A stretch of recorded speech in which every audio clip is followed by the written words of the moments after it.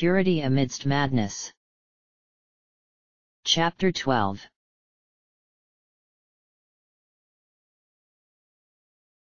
As Ramza ran towards his foe, a supernova of light seemed to erupt where Ultima was. I recognized the spell, though only from description. It was Ultima, supposedly the most powerful spell in existence. Only Ultima demons, named for their ability to cast the spell, were able to cast it. Or at least, that's what I'd thought. Ramza seemed to possess that ability himself, now. Shrieking in rage, and dare I say it, perhaps fear, Ultima gestured once and a larger burst of light, the same as the one which had engulfed it, now sent Ramza's smoking body tumbling to a halt. He slowly rose to his feet, staring the monster in the face as it picked him up and hurled him away. Even as far back as we were, we heard him cry out in pain as he struck the mast of the ship on which they stood. Even as Ultima began to chant, I saw Ramza quaff an elixir. One of the very few which we had left. The Chaos Blade gleamed in his hand as he rose, a device made of nothing but madness and hate.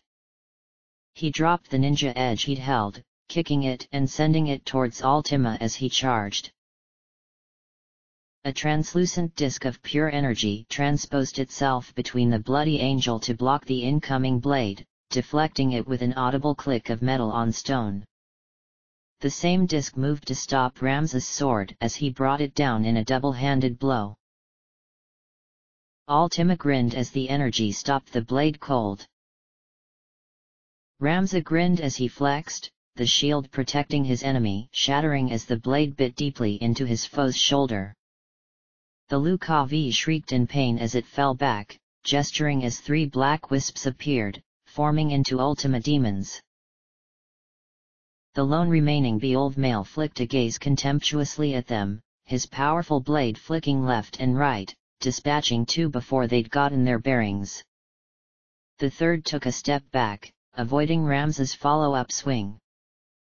The blonde noticed Ultima rising to its feet and came to a decision, throwing the Chaos Sword into the Ultima demon, relieving himself of his weapon in order to deal with the foe which would have been momentarily at his back. Lacking a weapon didn't mean that the blue-eyed boy was helpless. Far from it, in fact. He grinned, feral, as he charged forward, his fists flying repeatedly into the demon's frame as he advanced. Ultima was far too slow to block the blows, and even a feeble shield spell did nothing but shatter under the former Hokuten's fists. A final punch launched the large demon back, and Ramza collapsed to his knees, spent. Not enough, descendant of Germonic. The bloody angel's face twisted in anger as it rose to its full height. Not nearly enough. Destruction of all that is holy, rain down. All Ultima. Ramza barely had time to flinch as another blast of white-hot light engulfed him, this time coming from above and slamming him through the decking of airship. Ultima glared into the hole with burning eyes, a ball of fire chasing Ramza down into the darkness before the skeletal creature turned towards us. Guys, I think Ramza's dead, Mustadio noted bluntly, fingering the long pistol at his side. He glanced at the Lukavi for a moment, watching as it took a slow step towards us. I don't think it's going to be satisfied with just killing our friend. Should it? Agrias demanded, her hand on her hilt. Crack. Mustadio's new weapon spoke, blasting the creature back a step as he put a foot on the railing, reloading the weapon with an ease born of pure dexterity. He handled the weapon with the ease of someone who'd had it years, yet I knew he'd never seen one less than a few days ago. Glad I'm not make a group decision we'll all disagree with, then. Mustadio yelled, raising the reloaded weapon to his shoulder and sighting down the barrel to find his foe, firing once more and grinning as Ultima's head snapped back. Die, you bastard! As one, we began to run across the divide, Mustadio's weapon cracking every few seconds as we charged the monster which had killed our leader. We made it to the gangway leading to the ship, which was the Beowulf's grave, when Ultima's hands rose, blazing with unholy fire. Agrias and I were charging down across the left, while Sid took the other path. Behind us, I heard Alma chanting a powerful healing spell, the same one which she'd blessed her brother with. Looking at the spell in the Lucavi's hands, I knew we were dead. Should have been, actually. A gloved hand I recognized burst from the decking at the demon's left foot, pulling it down and spoiling the thing's aim as the fireballs left its hands. Even though the attacks missed, even Sid, let alone Agrias and I, were blasted off our feet and flew back along the gangway.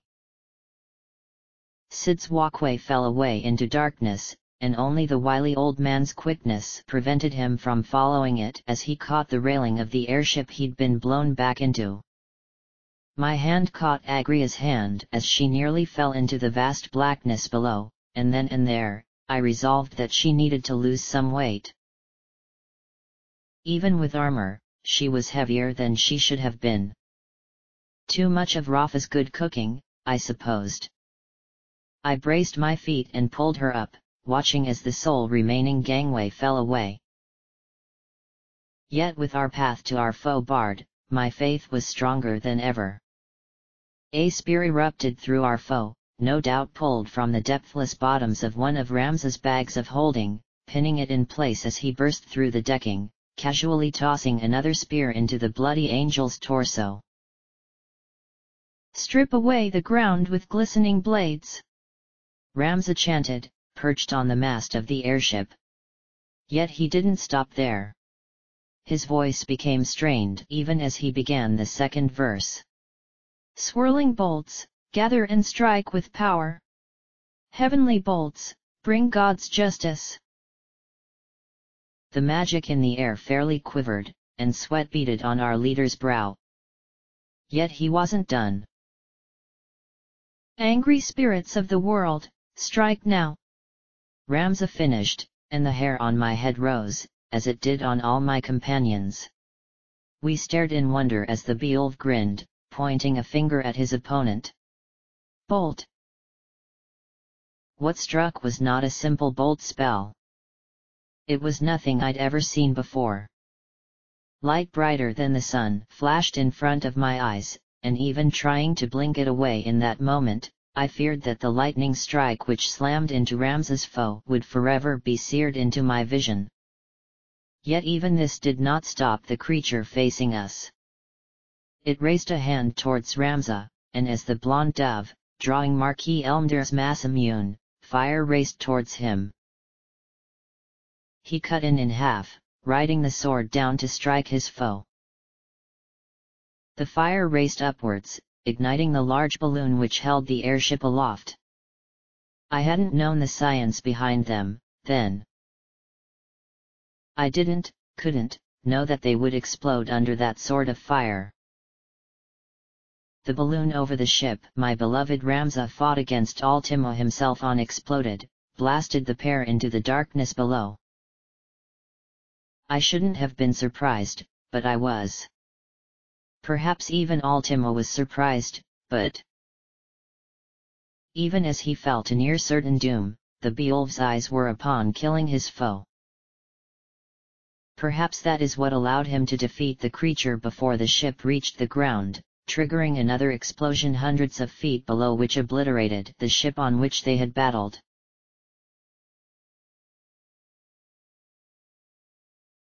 It was a long, slow climb down the cliff face back where we'd finally crossed into the graveyard of airships.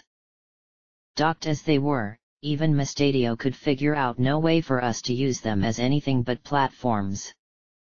So we'd made our way back to the cliff and begun the perilous climb. None of us questioned the necessity of it. We'd seen the second explosion. We knew what it meant. Even Ultima, the bloody angel, had fallen under Ramza's blade. The world was safe. Despite the fact the temple knights had succeeded at every turn, despite the fact they'd brought Ajora back with the Virgo stone clenched in her hands, we had succeeded. Every step of their plan had gone exactly right, save for us.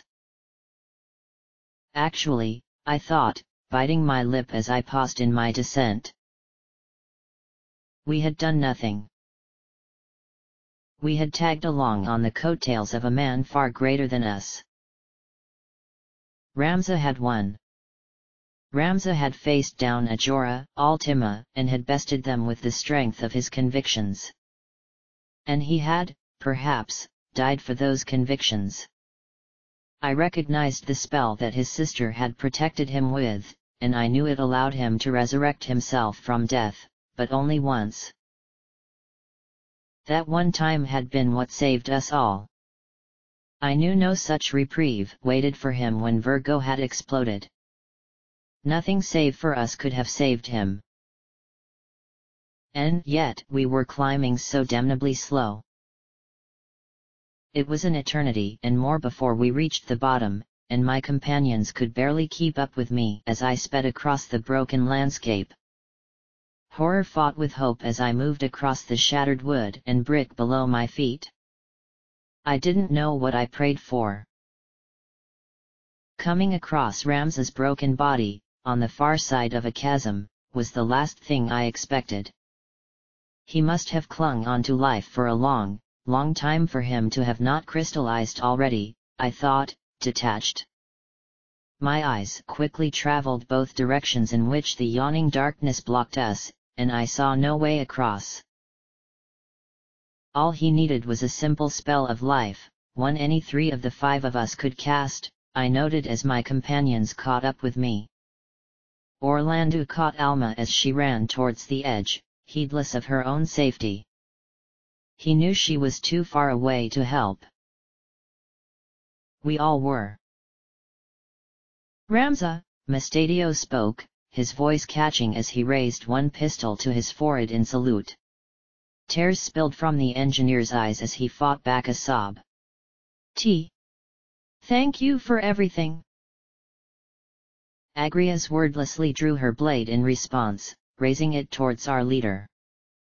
After a choked moment, I did the same.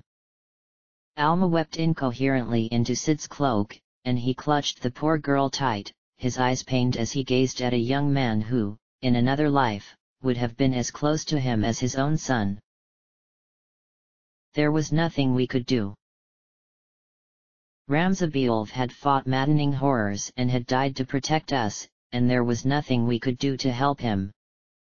It was but a few dozen feet, but it was the same as 100 miles separating us.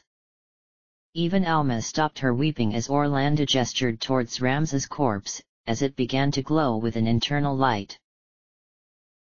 He was beyond any of us in that moment. All we could do was watch, and give our prayers to his soul. He was in the hands of those beyond our power, in that moment.